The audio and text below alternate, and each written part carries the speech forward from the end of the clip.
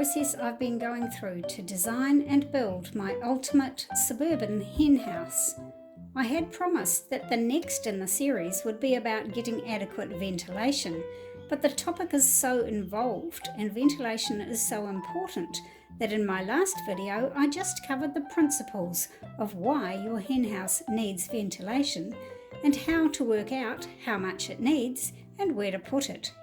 So now I can tell you how I put those principles into practice for my new ultimate suburban hen house. As you might know, we have moved to a sunny seaside town on New Zealand's North Island with a warm, temperate climate. The climate is almost perfect for chickens, gardens, and me.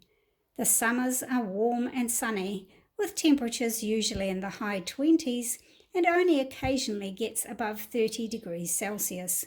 The winters are cool, but not really cold. The temperature almost never gets below freezing, even at night. The humidity is seldom high enough to be uncomfortable. The prevailing winds are from the west and north. My new chicken house is in a sheltered corner of our garden with high fences on the north and west sides. One of my golden rules for ventilation is always to include some high vents to allow warm, moist air to escape. Because of our mild climate and the sheltered situation, it made sense to also include some cross ventilation. I made the hen house tall enough for me to stand up inside, so the roof is well above the heads of the chickens when they're on the perch. This means the hen house is quite roomy, with a big volume of air inside, and there is plenty of height for cross ventilation without any risk of drafts blowing directly across the chickens. So I designed cross ventilation via windows in the sides of the hen house. I chose to put the windows on the east and west sides of the hen house for several reasons. Being on opposite sides provides cross ventilation. It avoids being directly exposed to the prevailing northerly wind. The east and west sides of the house are only 1 metre wide, so it was easy to design and build the windows the full width of those sides. Of course, I made the windows adjustable, so they could be closed if necessary and open in hot weather. The windows are made of clear polycarbonate, so they let in as much light as possible. But as well as polycarbonate windows, there is a panel of steel mesh at the top of these walls. The mesh extends above the window at the high point of the roof, so at all times there is high ventilation to let out the warm, moist air. And when the window is open, the mesh keeps the chickens on the inside and stray pests on the outside. And because of the mesh above the top of the windows, when the windows are closed, fresh air enters through the low pop door on the sheltered side of the hen house and rises gently as it warms and picks up moisture to exit near the roof. In the height of summer, I can even leave the whole of the main door open because it opens into the secure chicken run, and so the chickens are quite safe and don't need to be locked in their house. Now, I've talked a lot about the clear polycarbonate panels that I've used in the windows and doors.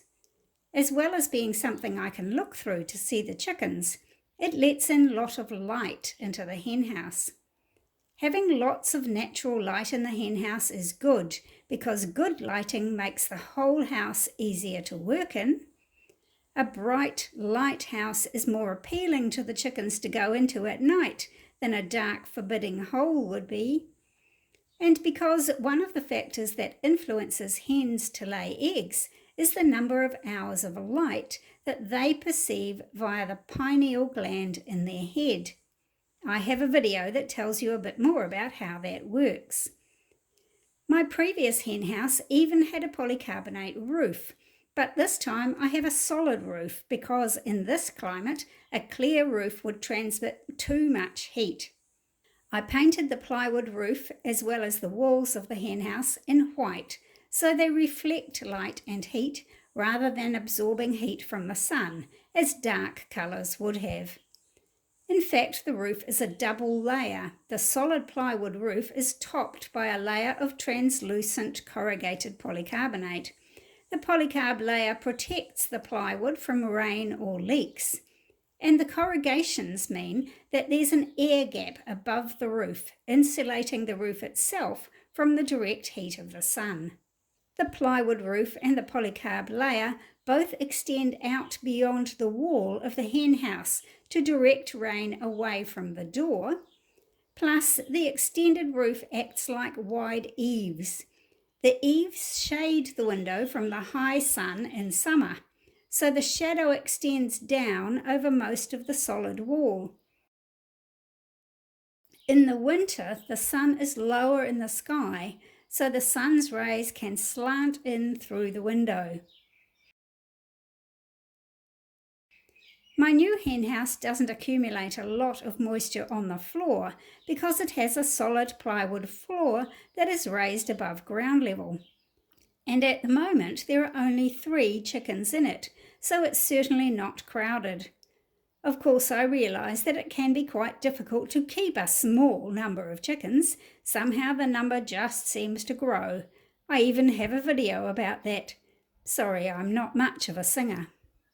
So, in designing my new hen house, I've taken into consideration all the various factors that influence what and where ventilation is needed. If you missed that video, check it out so you can use those principles to work out the best ventilation for your chicken house. In the final video in this series, you can see the construction process and watch my ultimate hen house design become a reality. Bye for now. See you again soon.